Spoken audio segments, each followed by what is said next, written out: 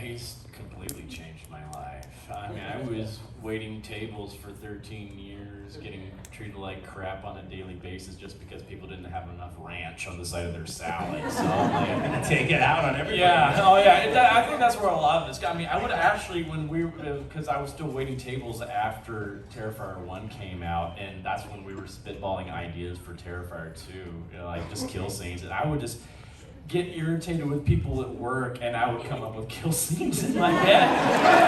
That's how I would just They're like, hey Dave, I got an idea. There was a guy revving a car outside. What about he does this? And it's like, so yeah, this has definitely changed my life for the better. I am eternally grateful, especially to this man right here.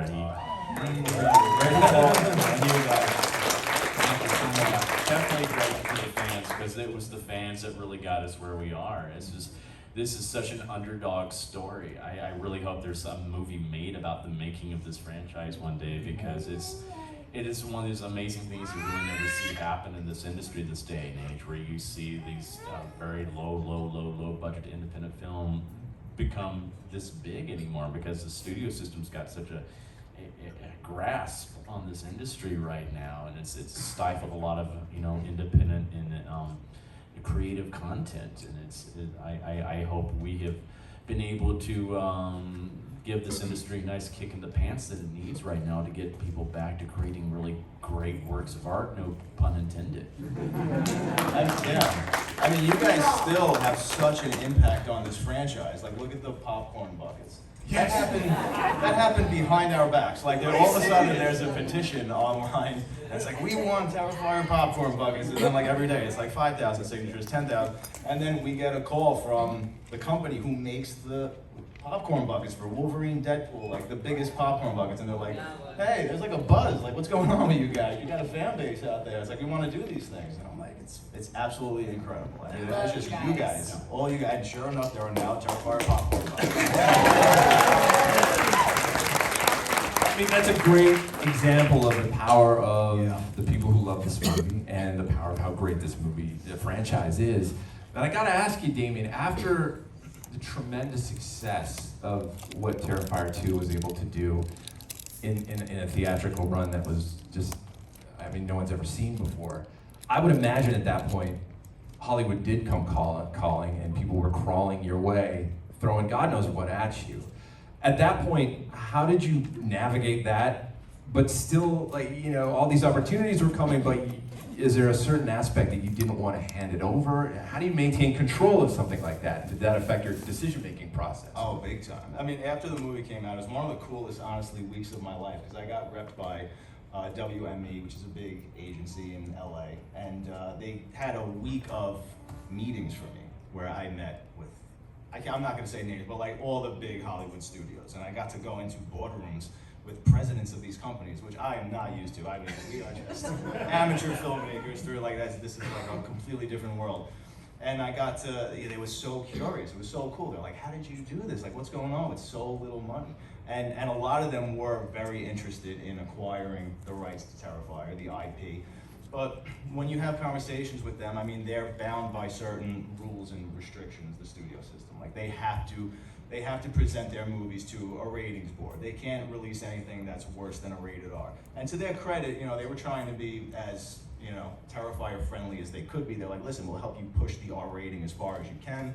But then I started hearing things like, well, we have to appeal to a wider audience, and we don't really want to call it Terrifier 3, let's call it Terrifier, and sort of like rebrand it. And once I start hearing those things, I'm like, I'm setting up something, especially with part 2, that's very special to me, characters that are very special. They might want to start replacing people. I'm like, I'm not doing this, and I'm not doing this to the fans. I mean, everything about this franchise has been organic and true, and we never needed marketing. It's just, if it's working, I mean, it's just working. You guys are, like I said, the popcorn buckets.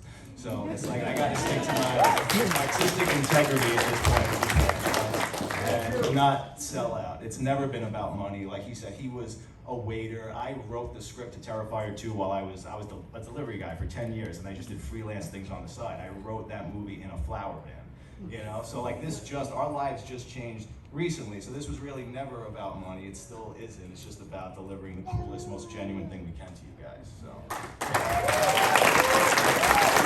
I'm very curious also about just the... Like stores. They're still getting welts. It hurts. Yeah. It hurts. She got me like, it's when, you know, she goes across and like it gets stuck in my face. She did one take and like it just the very tip of one of those hit my lips and I was like, woo! And I'm like, oh, that's what they've been feeling this whole time.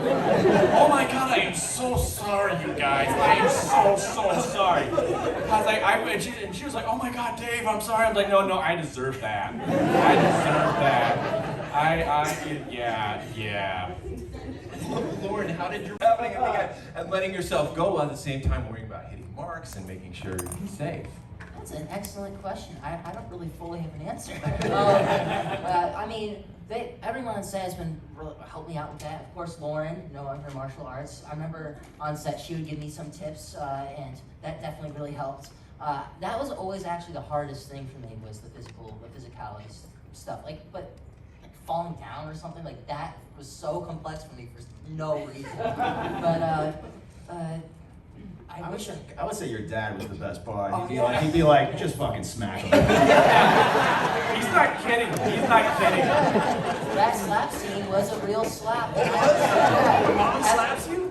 Yeah, that is a real slap, and I remember I've never been slapped before in my life. To be clear, he was not forced to be smacked. Oh yeah, no. Like he said, we wanted it. We wanted the best possible, shot for it. And I remember when I got slapped, and I was like, wow. Damn, I really. I was like, We only did one take. Yeah, it was only one take, and it was funny how you mentioned the cue thing because when he slapped, like, oh, I need to get back up into frame, and I guess it worked out. It's in there. Yeah. Can you give us a little preview of what kind of abuse you take in this? So it's a dream come true. Were you already familiar with Art the Clown and Terrifier before you went out to this? Yes. I was a huge horror fan. So I was a huge fan of Terrifier. So when we saw on Actors Access, it's this website that has a bunch of auditions and stuff. When we saw Terrifier 2, my dad was scrolling on it. He's like, Terrifier 2? They're making a second one. So we submitted a picture of me, and we did 4 auditions, and I guess it worked out. And he sent me on his audition before he started reading the lines a very cute message saying, I just want to tell you before I start, I'm just a really big fan of these franchises. Like, we love it. I mean, and honestly, that had nothing to do with me casting him, but it was just very sweet to hear that.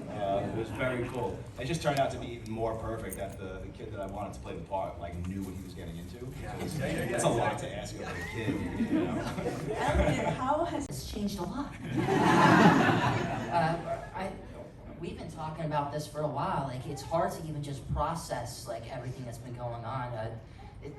Sometimes you have moments every once in a while, but then it goes away quickly. You're like, what's going on? Oh, okay. It's almost like you put that guard up, but it's been probably the best experience of my entire life.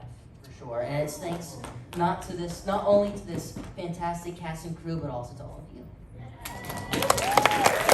I remember, all of us were probably in those theater seats watching Terrifier 2 and being part of that. It was a really experience. I've never had an experience like that as a moviegoer myself, to be part of that energy that the audience was feeling when these screenings were happening.